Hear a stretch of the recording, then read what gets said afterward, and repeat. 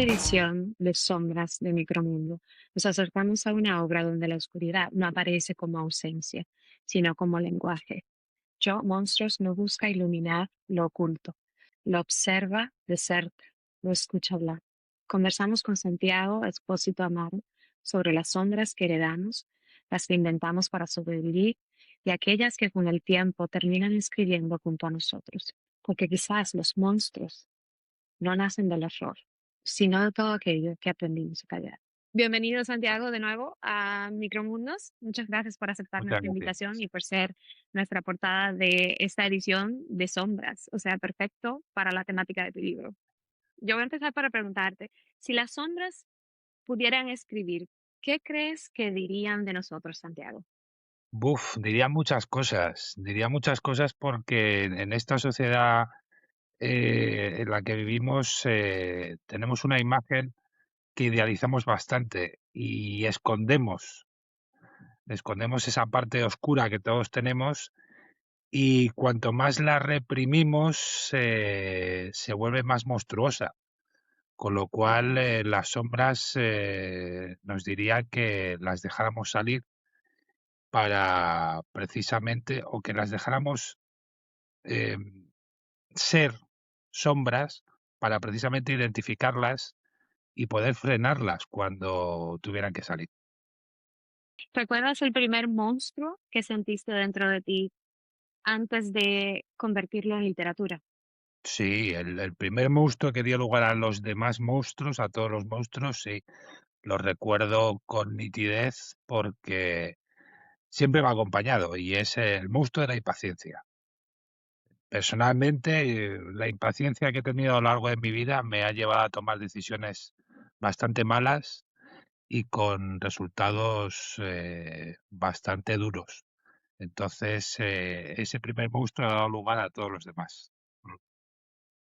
Y creo que todos tenemos ese monstruo dentro de nosotros. Aunque lo manejemos diferente, creo que todos tenemos ese monstruo de la impaciencia. ¿Qué fue primero en Yo Monstruos? ¿La imagen, la emoción o la necesidad de nombrar algo que dolía? Esa es difícil de responder porque fueron las tres cosas a la vez. A ver, Muy John bien. Monstros tiene dos orígenes.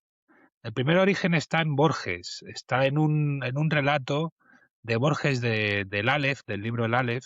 Hay un relato que se llama La casa de Asterión, que te habla sobre el Minotauro.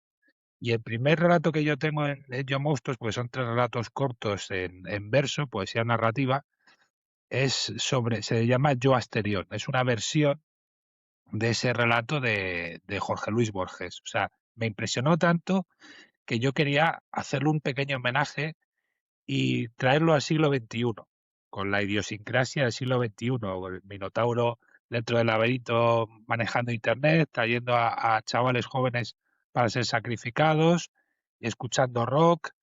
Eh, ese fue el primer origen. Y el segundo origen fue también el dolor puro y duro. Yo hace 6 años estuve muy grave en un hospital en plena pandemia en Madrid, que es donde vivo, y cuando estás tan mal físicamente, cualquier pensamiento negativo te influye en el cuerpo también. Entonces, para luchar contra eso tienes que ser muy positivo. Y para ser positivo tienes que enfrentarte a tus propios miedos, tienes que ser sincero contigo mismo y tienes que acabar con ellos. Entonces, Ujú. esa experiencia me marcó para seguir indagando en profundidad en estos monstruos y sacarlos a la luz. En tu libro, los monstruos parecen menos criaturas fantásticas y más partes humanas llevadas pero al límite. ¿Cuándo entendiste que el verdadero monstruo rara vez vive fuera de nosotros? Pues es cuando uno madura y deja de mirarse el ombligo y mira a los demás y se da cuenta de que lo ha hecho mal y se da cuenta de sus propios errores y se da cuenta de que no es perfecto y se da cuenta de que ha hecho daño a la gente, queriendo o sin querer, entonces cuando te das cuenta que tienes una parte de ti que tienes que curar, que tienes que sanar y que tienes que mejorar. ¿Crees que tenemos una versión de nosotros mismos que preferimos mantener en la oscuridad?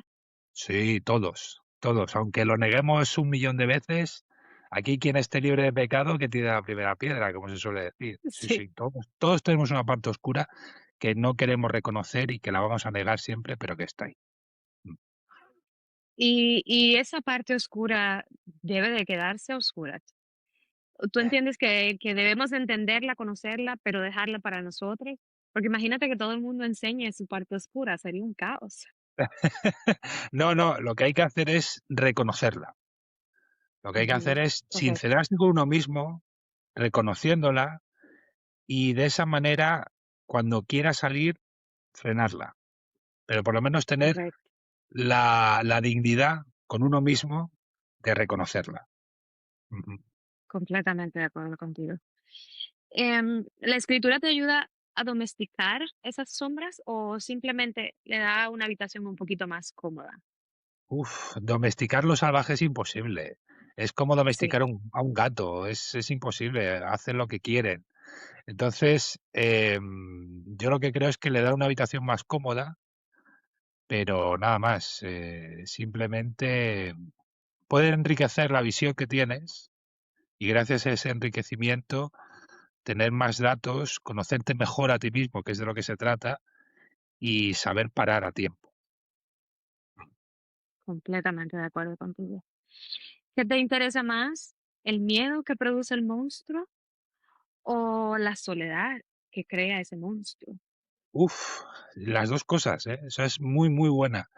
Las dos cosas porque van unidas. O sea, la soledad mal entendida puede crear monstruos y el miedo, el miedo puede generar soledad también.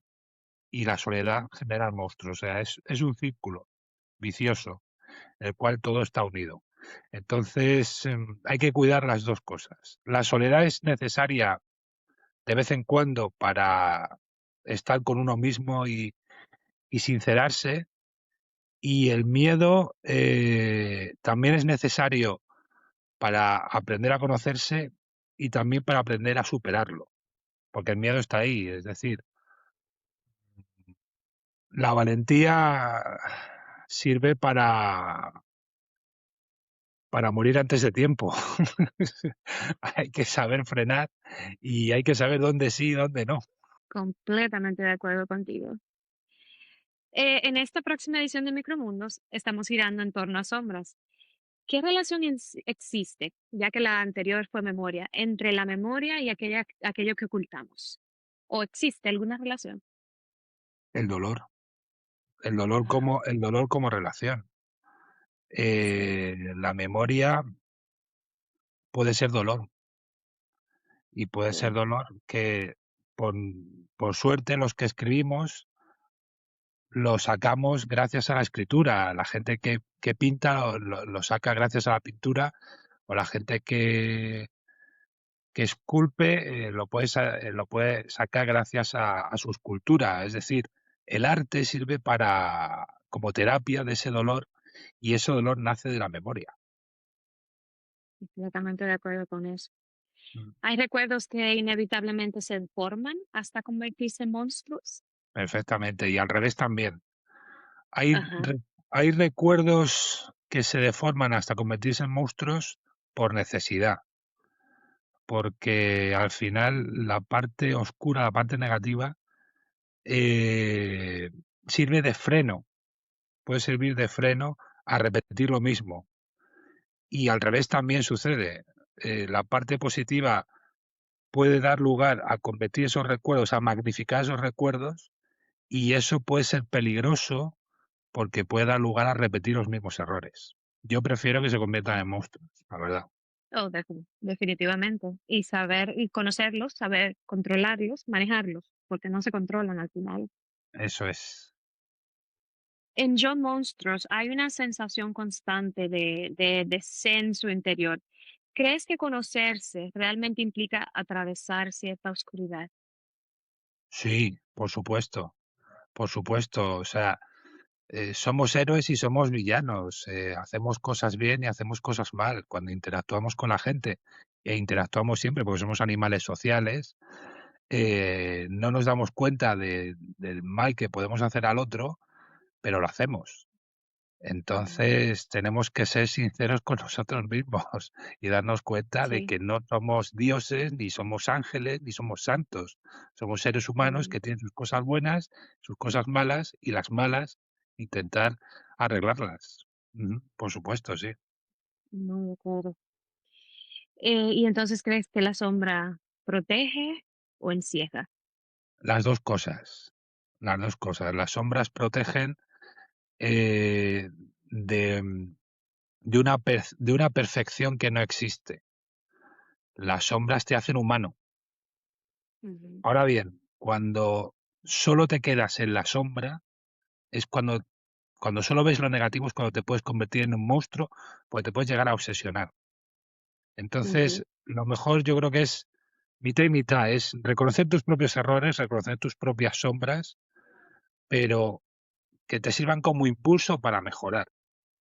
No para ser perfecto, porque eso es imposible, pero sí para mejorar y no para quedarte hundido en ellas.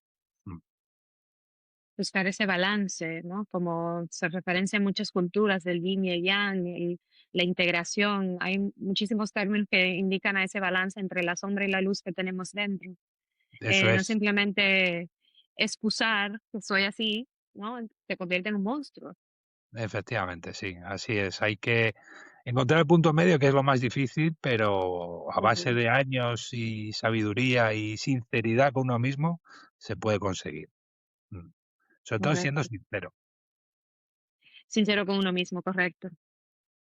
Tu escritura tiene algo muy visual, Mm. algo que yo veo como casi cinematográfico. ¿Cómo tú construyes esa atmósfera emocional de un poema a una escena? Con música. El, Música. el 90% de lo que yo escribo es gracias a la música. Yo me inspiro, yo me pongo música. Por norma general, me pongo rock y metal, y heavy metal. Y también últimamente mucha música clásica y es la chispa que enciende el motor y que da lugar a todo lo demás. Es música, Y música, de, música. y de esa música, ¿qué te llama? ¿La letra o la música en sí? Todo. Yo, a Todo. ver, yo escucho mucha música en inglés y luego tengo que buscar las traducciones, pero es sobre todo la fuerza de la composición. La fuerza de la composición, el ritmo y la melodía, sobre todo, es lo que me hacen generar mi propia versión de dichas canciones y trasladarlas a historias. Mm. ¿Y escuchas la música mientras escribes o Sí, escuchas sí, música sí. en ciertos ámbitos y luego te inspiras en eso que escuchaste? ¿Escribes en silencio o en el ruido de la música o en el ambiente de la música? En el ambiente de la música. Yo necesito la música para vivir. O sea, yo la escucho, si yo pudiera, la escucharía 24 horas. Te lo digo Pero porque yo soy así. Yo soy así, yo tengo que estar 24 horas con música, pero para escribir necesito silencio. Entonces ese es el único momento en mi caso, yo completo silencio. yo no, yo necesito música para que me empuje. Es así. Interesante, Ujú. interesante. ¿Tú escribes desde la herida, desde la observación o desde la imaginación? Las tres cosas. Las tres van unidas. A ver, la base es la herida, eso es evidente. Luego Ujú. ya la imaginación hace el resto y cómo observas ese proceso creativo, cómo observas cómo esa imaginación se va ampliando, se va extendiendo, es lo que te da Ujú. lugar a las historias. Esa base de pulir, pulir, pulir, pulir y pulir. Pero sí, sí, la herida es la base de todo. Mm. Sí, sí, así es. ¿Hay textos que te dieron miedo terminar? Sí, sí, sí. Ahí tengo dos en concreto.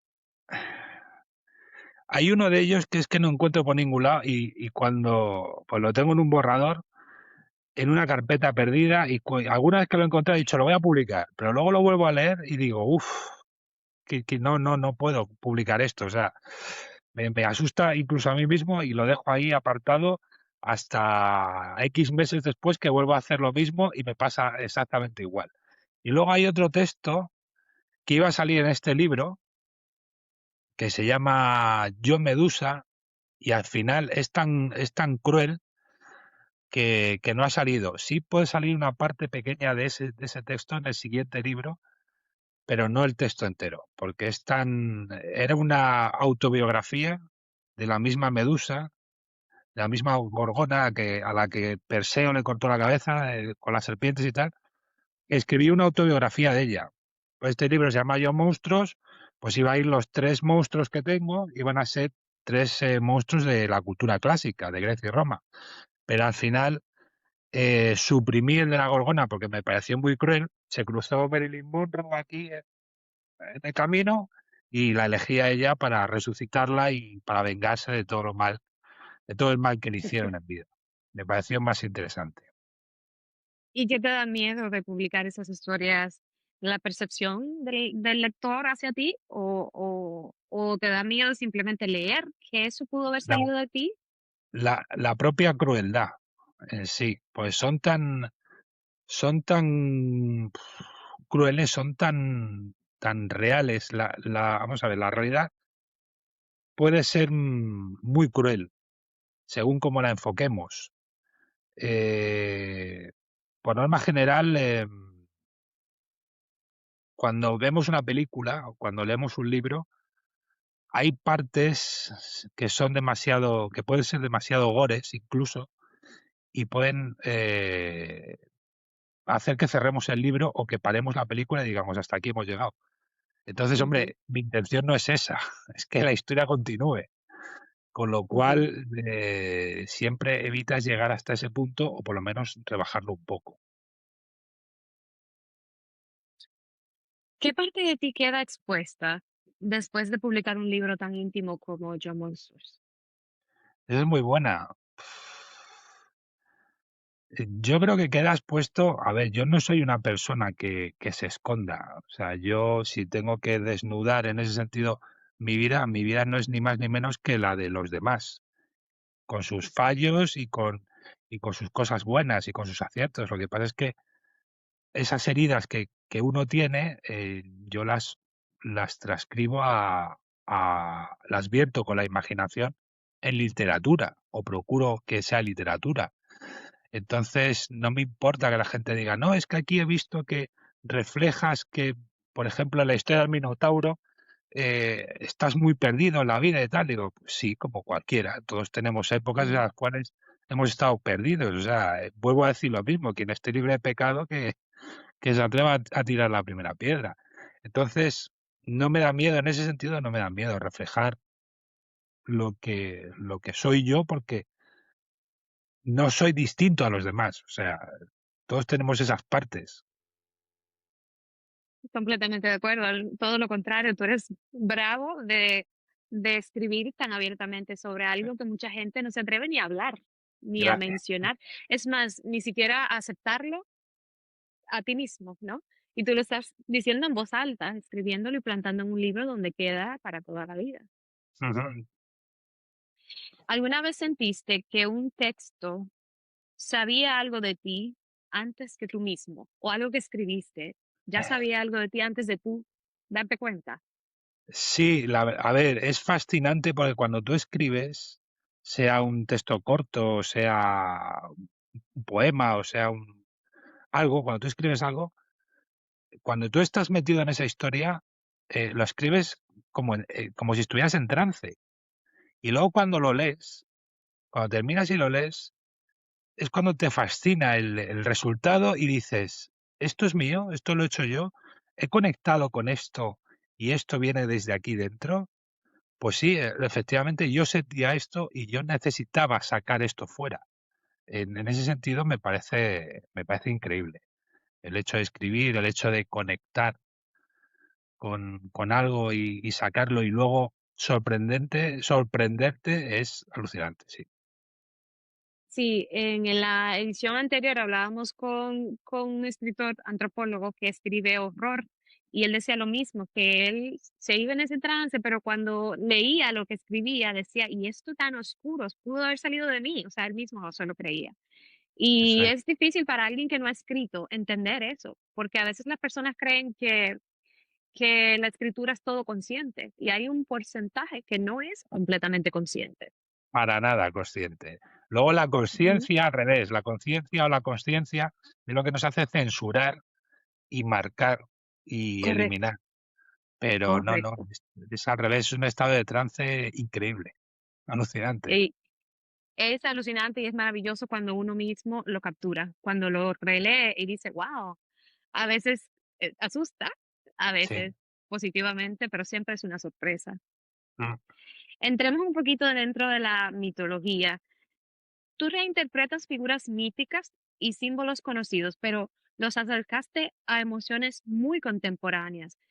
¿Por qué seguimos necesitando monstruos para hablar de nosotros? Porque son un reflejo de nosotros mismos.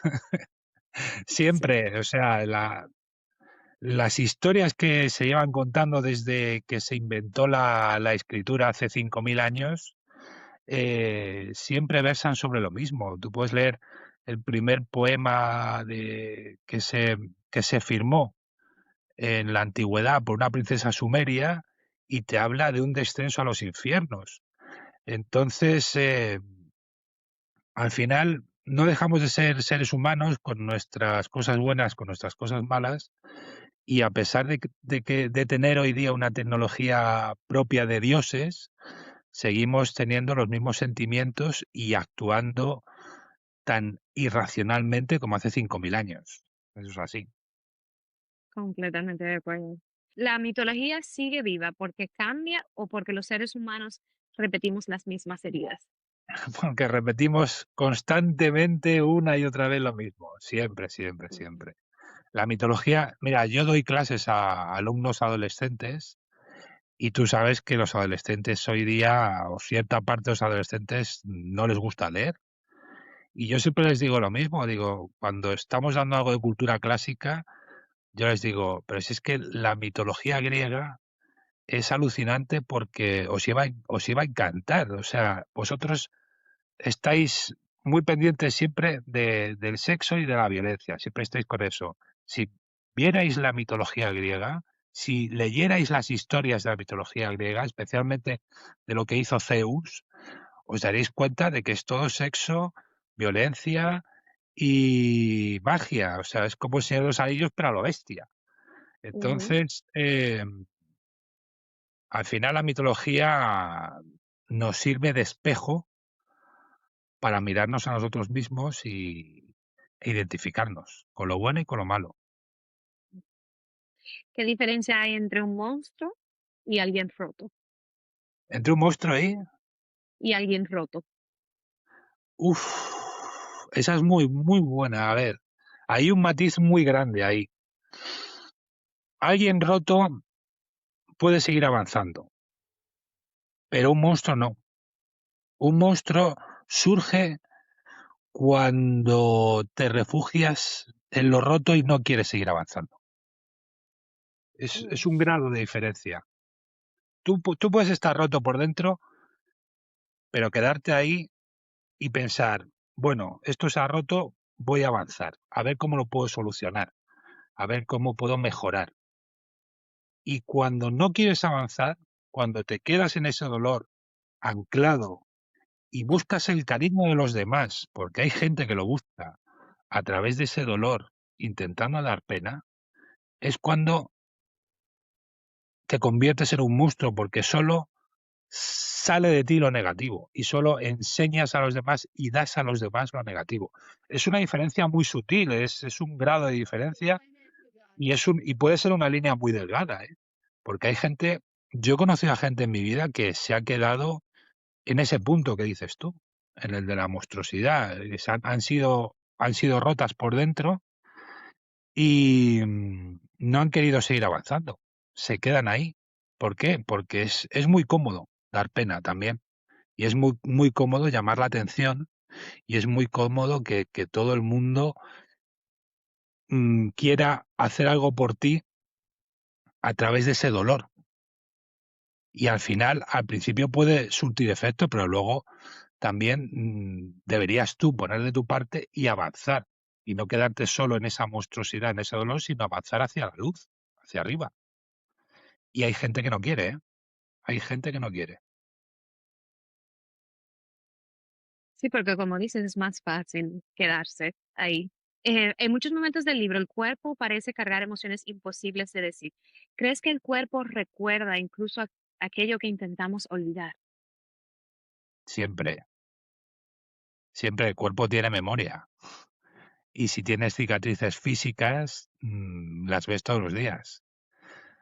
Entonces, sí, sí, el cuerpo tiene memoria de lo bueno y de lo malo. Y ya depende de tu disciplina mental volver seguir con lo bueno o volver a lo malo. Y en ese sentido Correcto. podemos hablar de alcoholismo o podemos hablar de otro tipo de drogas. Pero es así, el cuerpo tiene memoria. Ujú. Sí, sí. Hay emociones que solo pueden expresarse a través de imágenes poéticas y no desde el lenguaje cotidiano. Se pueden expresar desde el lenguaje cotidiano, pero se quedan cortas. La poesía es un arma que tenemos para embellecer el lenguaje, para subirlo de nivel y para decir cosas que lleguen directas al alma. Tú puedes usar un lenguaje normal y corriente para hablar de sentimientos y la gente lo puede entender desde el minuto uno, pero se va a olvidar. Y nosotros lo que queremos es todo lo contrario, que se quede. Y para eso hay que saber manejar muy bien el lenguaje. Es una herramienta que cualquiera, yo creo que aunque no seas poeta o aunque no seas escritor, sería maravilloso poder manejar. Eh, ¿Qué papel juega el silencio en tu escritura? Uf, esa es muy, esa es muy buena. El silencio, al principio jugaba bastante. Mi primera novela, que es del 2008, se llama El coleccionista de finales felices, que está gratis en internet. Tú tecleas el título, El coleccionista de finales felices, y aparece en PDF gratis en internet, en Google. Ahí tiene muchos silencios esa novela. Es el primer cuento de hadas para adultos del siglo XXI y yo esa novela la considero experimental porque me centré en los diálogos y olvidé bastante las descripciones para que cualquier lector se imaginara a los protagonistas y los contextos con su imaginación. Se los imaginara de la manera que quisiera. Entonces ahí el silencio juega un papel muy importante. Luego ya con la poesía es muy difícil silenciar porque tienes que desarrollar bastante más el vocabulario, tienes que jugar mucho más con las palabras y tienes que marcar un ritmo.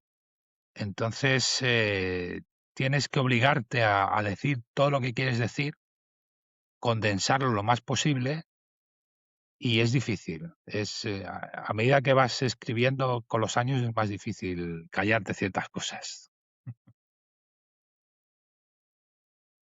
Si pudieras sentarte a conversar con una de tus sombras durante toda una noche, ¿cuál elegirías y qué preguntas le harías? No te oigo ahora, está conectando. Ah, ok, dame un minuto y me dices cuando me escuches. ¿Me escuchas? ¿Me oyes? Yo te escucho a ti, Tú sí. a mí sí, pero yo a ti no. Y lo tengo a Ok, tope esto. a ver, dame un minuto a ver si se reconecta. ¿Me escuchas? No te oigo. Ah, qué raro. A No, ver, hemos perdido am, la voz. Perdido la ¿ahora voz. me escuchas? ¿Me Ahora escuchas? sí. Ahora sí. Ah, ok, ok, Perfecto. perfecto. Si pudieras sentarte a conversar con una de tus sombras durante toda una noche, ¿cuál elegirías y qué preguntas le harías? Pues en correspondencia con este libro, yo elegiría el Minotauro. El Minotauro porque representa las veces que estamos perdidos en la vida y es, no es que me sienta perdido en la vida ahora mismo, pero hay momentos en el día, todos los días, que sí me siento perdido. Con lo cual, es el monstruo con el que más me identifico ahora mismo, con el Minotauro. No saber, a veces no saber si voy o si vengo, si perdido totalmente, sí. Hablaría con el Minotauro, sí. ¿Y qué preguntas le harías? Si alguna se te ocurre en el momento.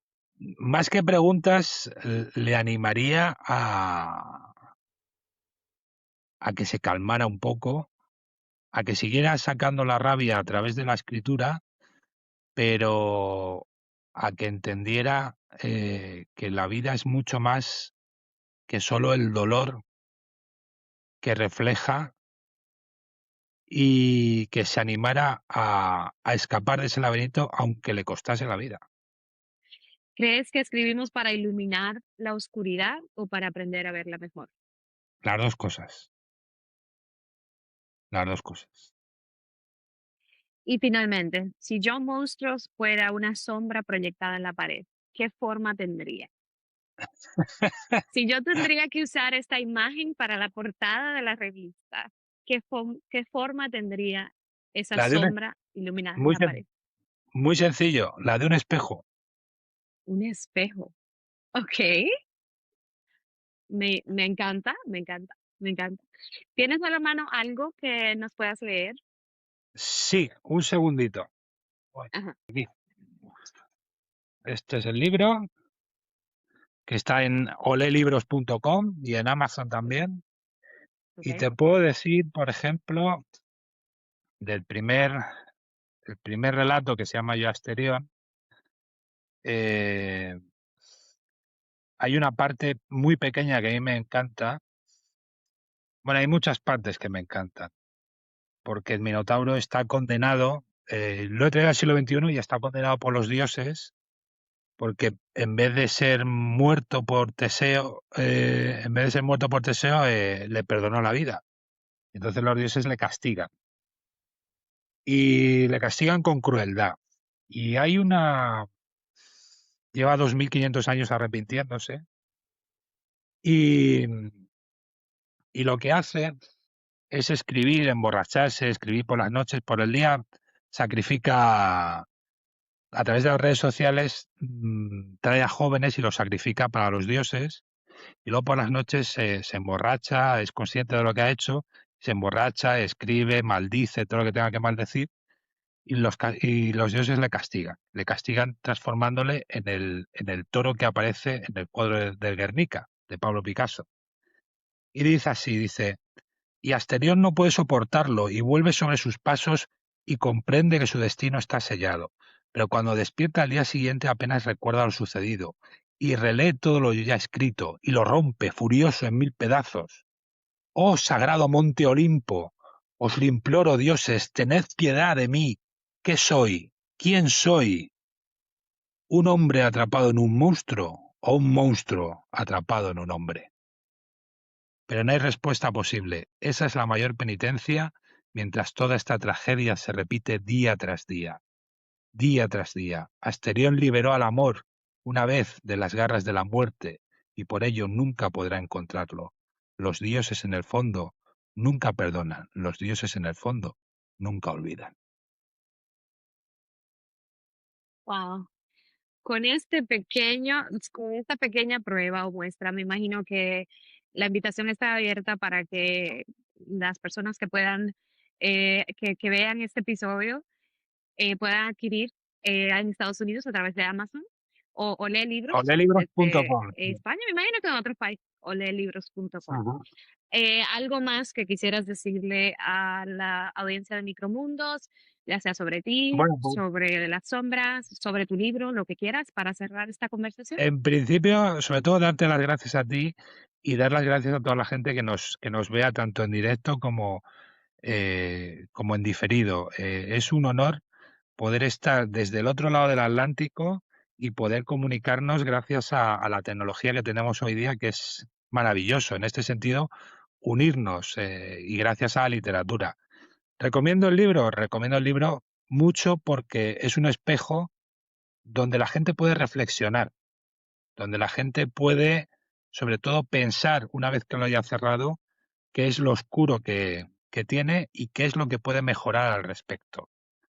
Es un libro de ida y vuelta, es un libro que va desde las sombras más oscuras del Minotauro, la venganza de Marilyn Monroe por saberse por convertirse en un monstruo y querer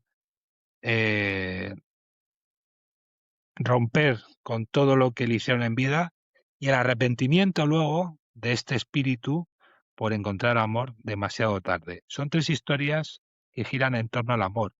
El amor que no se conoce, el amor que se rechaza y el amor del que se arrepiente uno. Al final el amor es el motor que mueve el mundo, y aquí están las tres partes del amor que nunca vemos, pero que también existen, porque el amor tiene muchas partes y aquí están todas. Son tres historias, es poesía narrativa, vuelta al siglo XXI, que esto es una cosa que antes se hacía en la antigüedad y en la Edad Media, se contaban historias en verso, y yo he vuelto a traer esta tradición. Y son tres historias de reflexión, de oscuridad y de redención para enfrentar tus propios monstruos. Así que yo se las recomiendo a todo el mundo. Pues maravilloso. Yo voy a estar poniendo en la descripción del video todos los links para encontrar en olelibros.com, en Amazon y las redes sociales de Santiago Espósito Amar. Te agradezco a ti por permitirme tener esta corta conversación contigo y por participar con nosotros en la revista de Micromundo. Como tú dices, es un lujo exquisito poder conectar personas de todo el mundo a través de la tecnología y a Pues, través del arte, de la escritura. Es una belleza. Muchas gracias, Santiago. muchas gracias.